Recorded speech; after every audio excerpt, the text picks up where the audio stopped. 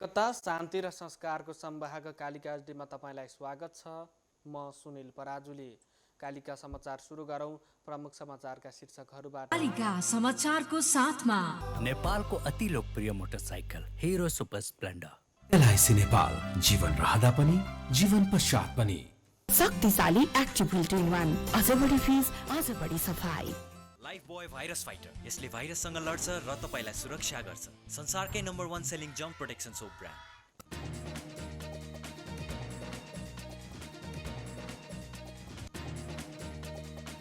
लुम्बिनी प्रदेशमा भएको राष्ट्रिय सभा उपचुनावमा काङ्ग्रेस उम्मेद्वार पाण्डे विजयी। आफ्नो जित लोकतन्त्र पक्षधरहरूको जित भएको पाण्डेको प्रतिक्रिया। चुनावको लागि भनेर सरकारले पपुलिस्ट काम नगर्ने प्रधानमन्त्री ओलीको दाबी। पार्टी विभाजनमा सहयोग गर्न प्रधानमन्त्री ओलीलाई ठाकुरको आग्रह। चीनमा 2 सन्तानको नीति हट्यो। चीनका नागरिकले 3 सन्तान जन्माउन पाउने अनुमति। र एसिया कप 2023 का छनौट चरणको बाँकी खेलको लागि कुवेत पुगेको नेपाली फुटबल टोलीको पिसिआर टेस्ट नेगेटिभ।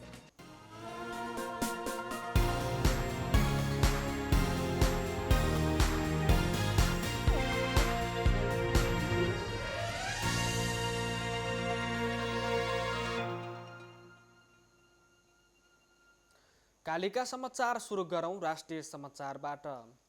लुम्बिनी प्रदेशमा भएको राष्ट्रिय सभा उपचुनावमा एमालेका उम्मेद्वारहरूलाई हराउँदै नेपाली काङ्ग्रेसका उम्मेद्वार दीर्घनारायण पाण्डे विजयी हुनुभएको छ। विजयी पाण्डेले 4140 मत ल्याउनुभयो भने चन्द्रबहादुर खड्काले 3612 मत ल्याउनुभयो। कुल 300 मतदाता रहेकोमा 4 मत खसेको थिएन। विजयी हुनुभएका काङ्ग्रेसका पाण्डेले प्रदेशतर्फ 2016 र पालिकातर्फ 2124 मतभार पाउनुभयो। पराजित एमालेका उम्मेद्वार खड्काले प्रदेशतर्फ 1920 र पालिकातर्फ 1692 मत ल्याउनुभयो। केही बेर अघि दाङको घोराईमा मुख्य निर्वाचन अधिकृतले पाण्डे विजयी हुनुभएको घोषणा गर्दै प्रमाणपत्र वितरण गर्नुभएको थियो। माओवादी केन्द्रबाट विजय अर्घखाँचीका चन्द्रबहादुर खड्का एमाले प्रवेश गरेपछि पार्टीले कारबाही गर्दा रिक्त हुन गएको पदमा चुनाव भएको हो। चुनावमा एमाले खड्कालाई नै उम्मेद्वार बनाएको थियो। उहाँलाई जसपाको महन्त ठाकुर पक्षको समर्थन रहेको थियो। विपक्षी गठबन्धनले कपिल वस्तुका दीर्घनारायण पाण्डेलाई उम्मेद्वार बनाएको हो। उहाँले भर्खरै मात्रै प्रदेशसभा सदस्यबाट राजीनामा दिँदै एमाले परित्याग गरी नेपाली काङ्ग्रेस प्रवेश गर्नुभएको थियो। पाण्डेलाई माओवादी केन्द्र, जसपाको उपेन्द्र यादव, बाबुराम भट्टराई पक्ष र राष्ट्रिय जनमोर्चाको समर्थन रहेको थियो। यसैबीच लुम्बिनी प्रदेशबाट राष्ट्रिय सभा सदस्यमा निर्वाचित दीर्घनारायण पाण्डेले आफ्नो जित राष्ट्रिय एकताको जित भएको बताउनु भएको छ। दाङको घोराईमा सोमबार भएको चुनावको परिणामपछि पत्रकारहरूसँग कुरा गर्दै उहाँले आफ्नो जित लोकतन्त्र पक्षधरहरूको जित भएको बताउनुभयो। आफ्नो जितले तलदेखि माथिसम्म एकता के हो भन्ने स्पष्ट देखाइदिएको नवनिर्वाचित राष्ट्रिय सभा सदस्यले बताउनु भएको छ। प्रधानमन्त्री केपी शर्मा ओलीले चुनावको लागि भनेर सरकारले पपुलिस्ट काम नगर्ने दाबी गर्नुभएको छ। मध्यावधि निर्वाचन प्रभावित गर्ने गरी लोक रिझाउने बजेट ल्याएको भन्दै विपक्षी दलहरूले आलोचना गरिरहेका बेला प्रधानमन्त्री ओलीले भन्नुभएको छ त्यसको खण्डन गर्नुभएको छ। जनताको सेवा होइन, भोट आकर्षित गर्ने घटिया काम गर्दैनौँ। पार्टी सम्बद्ध युवा सङ्घको भर्चुअल बैठकलाई सम्बोधन गर्दै एमालेका अध्यक्ष समेत रहनुभएका ओलीले यस्ता घटिया काम सरकारले नगर्ने बताउनु भएको हो। कुन पार्टीले जित्छ कि जित्दैन भन्ने सरकारको प्राथमिकता नभएको उहाँले बताउनुभयो। प्रधानमन्त्री ओलीले भन्नुभयो एउटा चुनाव जितिन्छ कि हारिन्छ भनेर होइन, लोकतन्त्र जित्छ र हार्छ भनेर हेर्छ। लोकतन्त्र जिताउन चाहन्छु, प्रधानमन्त्री ओलीको भनाइ छ। जनता समाजवादी पार्टी जसपाभित्र देखिएको विवाद निदान नभएसम्म महन्त ठाकुर पक्ष सरकारमा नजाने भएको छ। अध्यक्ष महन्त ठाकुरले पार्टीभित्रको विवाद समाधानको सहयोग पुर्याउनको लागि प्रधानमन्त्री केपी शर्मा ओलीसँग आग्रह गर्नुभएको छ। प्रधानमन्त्री ओलीसँग बालुवाटारमा जारी बैठकमा अध्यक्ष ठाकुरले पार्टी विवादकै बीचमा सरकारमा सहभागी भयो भने झन विवाद बन्ने भएकोले त्यसलाई चाँडै टुङ्गो लगाएर मात्र सहभागी हुने स्पष्ट पार्नु भएको छ। त्यसको लागि केन्द्रीय समितिमा 40% पुर्याउनेले मात्र पार्टीको आधिकारिकता पाउने राजनीतिक दल सम्बन्धीलाई संशोधनको लागि आग्रह गरेको स्रोतले जनाएको छ। अध्यक्ष ठाकुरसँग केन्द्रीय समिति तथा कार्यकारिणी समितिमा 40% बहुमत पुग्दैन। अर्थमन्त्री विष्णुप्रसाद पौडेलले मध्यावधि निर्वाचनपछि पनि आफूहरूले नै सरकार बनाउने र बजेट कार्यान्वयन गर्ने बताउनु भएको छ। निर्वाचन घोषणा गरेको सरकारले पूर्ण बजेट ल्याएको भन्दै आलोचना भएको बेला उहाँले चुनावपछि पनि नेकपा एमाले नै सरकारमा आउने र बजेट कार्यान्वयन गर्ने दाबी गर्नुभएको छ। उहाँले बजेटमा अहिले केवल विरोधको लागि मात्र विरोध भइरहेको भन्दै तथ्यमा रहेर विरोध गर्ने कुनै विषय नै विपक्षीसँग नरहेको दाबी गर्नुभएको छ। बजेट ल्याउन हुँदैन भन्नु, कोरोना नियन्त्रण गर्नु हुँदैन, निजी क्षेत्र र जनताको माग सुन्न हुँदैन भन्नु जस्तै रहेको अर्थमन्त्री पौडेलले बताउनुभयो। संविधानको प्रावधान अनुसार नै बजेट आएको र कार्यान्वयन पनि हुने उहाँले जिकिर गर्नुभएको छ। नेकपा एमालेको सुदूरपश्चिम प्रदेश कमिटीले पार्टीको निर्देशन विपरीत सरकारमा गएको भन्दै 6 जना मन्त्री र प्रदेशसभा संसदीय दलका सचेतकलाई कारबाही सिफारिस गरेको छ। 24 घण्टाभित्र स्पष्टीकरण पेश नगरेको भन्दै प्रदेश कमिटीले सुदूरपश्चिम प्रदेश सरकारका 3 जना मन्त्री र 3 राज्यमन्त्री तथा प्रदेशसभा संसदीय दलका सचेतक दुर्गाकुमारी कामीलाई कारबाही गर्न एमालेको केन्द्रीय कमिटीलाई सिफारिस गरेको हो।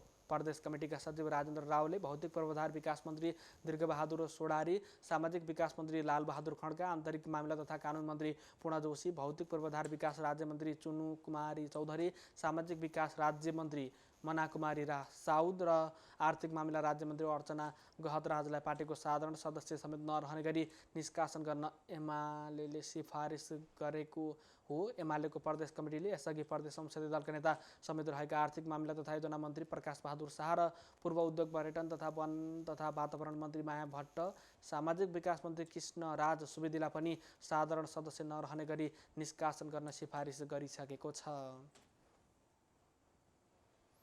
प्रमुख प्रतिपक्षी दल नेपाली काङ्ग्रेसले बजेट मार्फत सरकारले जनमत प्रभावित गर्ने दुराशा राखेको आरोप लगाएको छ। सरकारले बजेटमा राखेको भ्रमण योजना कार्यान्वयन हुन नसक्ने चेतावनी पनि काङ्ग्रेसले दिएको छ। सोमबार पार्टी संसदीय दलको कार्यालयमा पत्रकार सम्मेलन आयोजना गर्दै काङ्ग्रेसले बजेटबारे औपचारिक प्रतिक्रिया सार्वजनिक गरेको हो।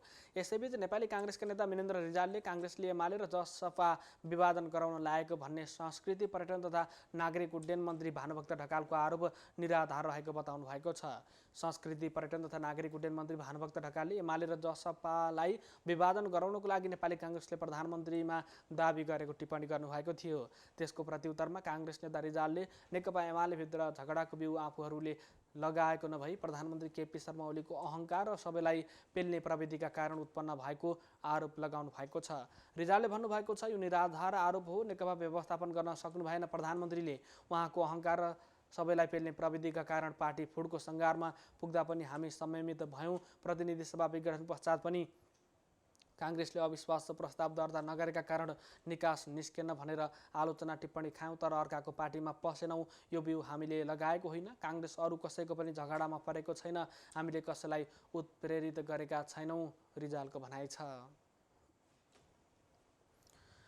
चीनले नेपाललाई अनुदान स्वरूप दिने घोषणा गरेको 10 लाख डोज खोप 55 देखि 65 वर्ष उमेर समूहका व्यक्तिलाई दिने भएको छ। सो खोप लिन नेपाल एयरलाइन्सको विमान सोमबार साँझ बेइजिङ जाँदैछ र मङ्गलबार खोप नेपाल आइपुग्नेछ।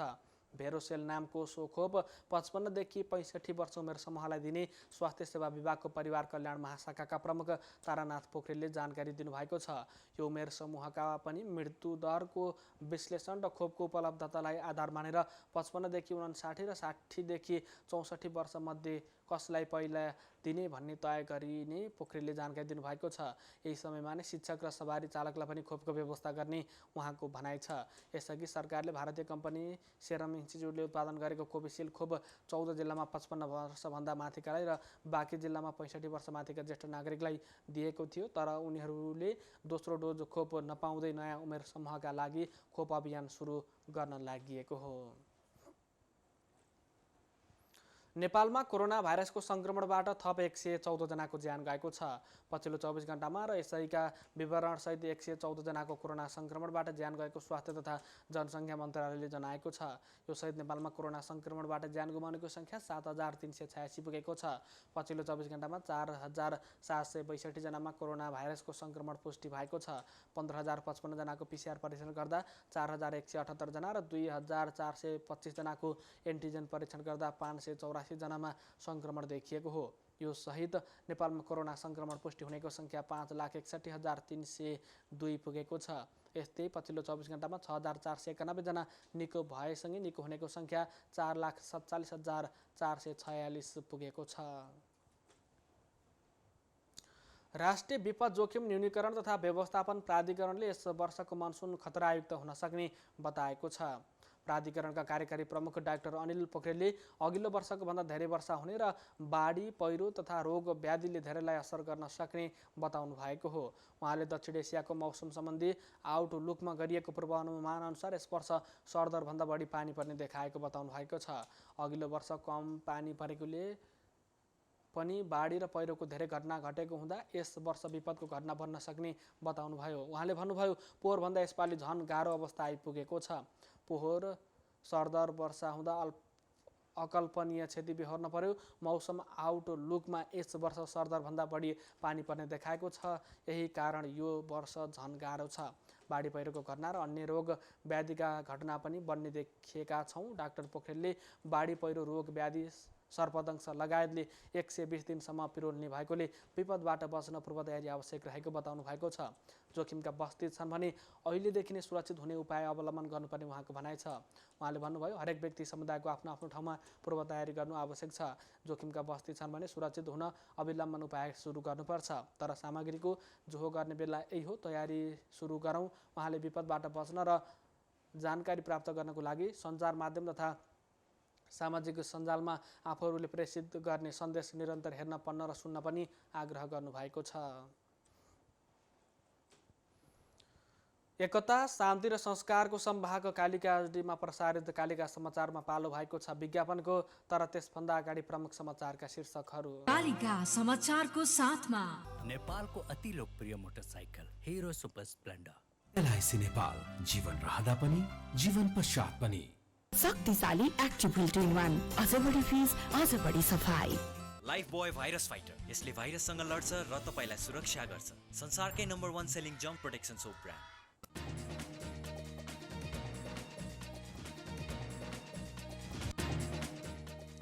लुम्बिनीमा भएको राष्ट्रिय सभा उपचुनावमा काङ्ग्रेस उम्मेद्वार पाण्डे विजयी। आफ्नो जित लोकतन्त्र पक्षधरहरूको जित भएको पाण्डेको प्रतिक्रिया।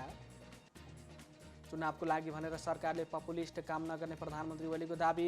पार्टी विभाजनमा सहयोग गर्न प्रधानमन्त्री ओलीलाई ठाकुरको आग्रह। चीनमा 2 सन्तानको नीति हट्यो। चीनका नागरिकले 3 सन्तान जन्माउन पाउने अनुमति।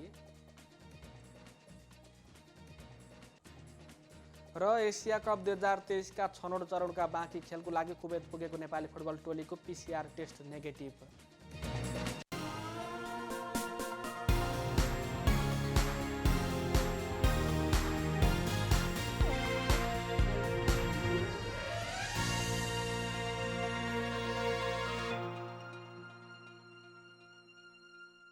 एब्सेन्ट। बिमारी जुन फैलिरहेको छ, एकबाट अर्कोलाई कसरी लड्ने? बिमारीसँग लड्नु छ भने बिमार फैलाउने भाइरससँग लड्नुस्, जुन छुँदाखेरि पनि फैलिन्छ। त्यसैले बारम्बार लाइफ बोय भाइरस फाइटर, यसले भाइरससँग लड्छ र तपाईलाई सुरक्षा गर्छ। संसारकै नम्बर 1 सेलिङ जम्प प्रोटेक्सन सोप ब्रान्ड।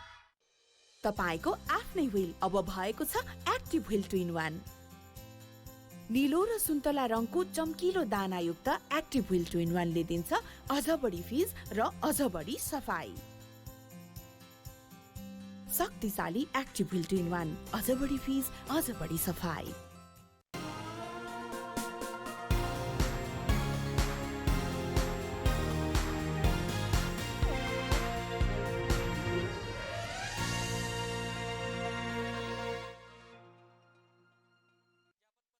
समाचारमा पुनः स्वागत छ। अब स्थानीय समाचार।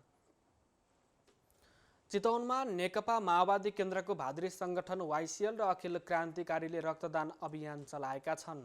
जेठ 13 गते रामनगरबाट अभियान सुरु भएको हो। 15 गते भरतपुर 11 मा रहेको युटेक कलेजको प्राङ्गण र आज कालिका नगरपालिकाको शहीद स्मृति क्याम्पसको परिसरमा रक्तदान भएको छ। आज भएको कार्यक्रममा 104 जना पुरुष र 12 जना महिला गरी 116 जनाले रक्तदान गरेका छन्। आज भएको कार्यक्रमको उद्घाटन वाइसिएल नेपालका केन्द्रीय सचिव दिवस पाण्डे, वाइसिएलका कालिका नगर संयोजक ईश्वर भट्टराई र अखिल क्रान्तिकारीका कालिका नगर अध्यक्ष सुभाष रेग्मीलाई संयुक्त रूपमा ब्लड ब्याग हस्तान्तरण गरेर गरेर भएको थियो।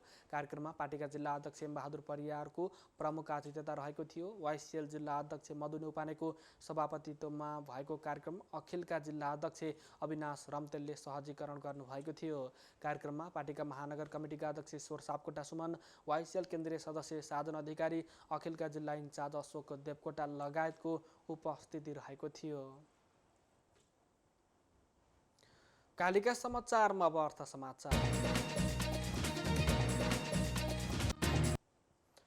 पछिल्लो समय लगातार बढिरहेको शेयर बजार परिसूचक नेप्से सोमबार घटेको छ। कारोबार भएका सबै कम्पनीको शेयर ओह्रालो लागेपछि नेप्से 45.25 अङ्कले घटेर 2782.68 बिन्दुमा झरेको छ। बैंकिङ समूहको शेयर आज 19 अङ्कले घटेको छ। यस्तै व्यापारको 168 अङ्कले, विकास बैंकको 57, जलविद्युतको 129 अङ्कले, निर्जीवन बिमाको 380 अङ्कले, जीवन बिमाको 356 अङ्कले र उत्पादन समूहको शेयर 103 अङ्कले घटेको छ। आज कारोबार रकम पनि घटेको छ। कालिका समाचारमा अब अन्तर्राष्ट्रिय समाचार। चीनका नागरिकले अब 3 सन्तान जन्माउन पाउने अनुमति पाएका छन्। चीनले 3 सन्तानको अनुमति दिएसँगै अब 2 सन्तानको कडा नीति समाप्त भएको छ।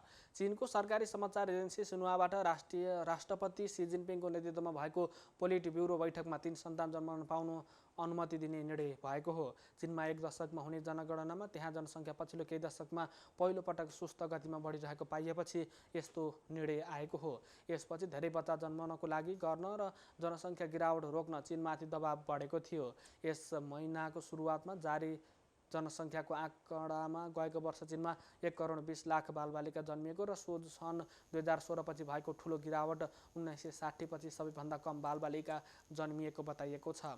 सन् 2016मा चीनमा 1,20,00,000 बालबालिका जन्मिएको थिए। जनसङ्ख्याको यी आँकडापछि चीनले बच्चा जन्माउनको लागि पारिवारिक नीतिहरू खुकुलो पार्ने बताएको छ। कालिका समाचारमा अब खेल समाचार। फिफा विश्वकप 2022 तथा एसिया कप 2023 का छनौट चरणका बाँकी खेलको लागि कुवेत पुगेको नेपाली राष्ट्रिय फुटबल टोलीको 23 खेलाडीसहित 35 जनाको PCR टेस्ट नेगेटिभ आएको छ।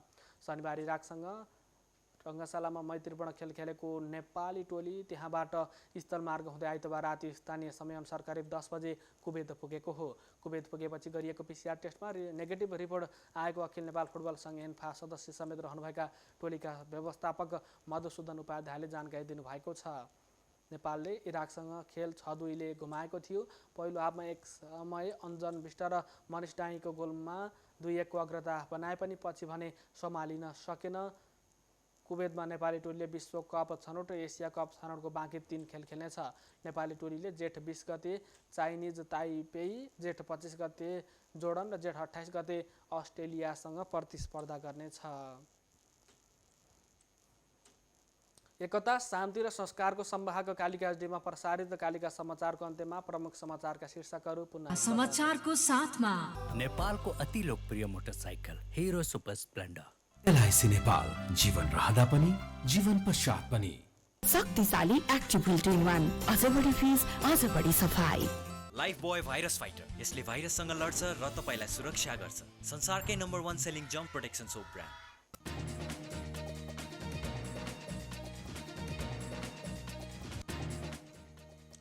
लुम्बिनी प्रदेशमा भएको राष्ट्रिय सभा उपचुनावमा काङ्ग्रेस उम्मेद्वार पाण्डे विजयी। आफ्नो जित लोकतन्त्र पक्षधरहरूको जित भएको पाण्डेको प्रतिक्रिया।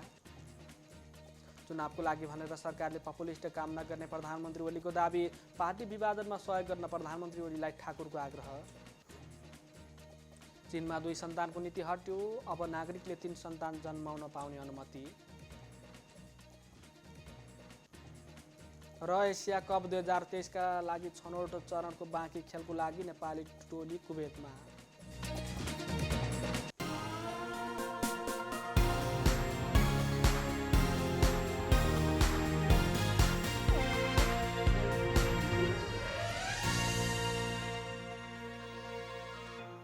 एकता, शान्ति र संस्कारको संवाहक कालिका एचडीमा प्रसारित कालिका समाचार अहिलेको लागि यति नै।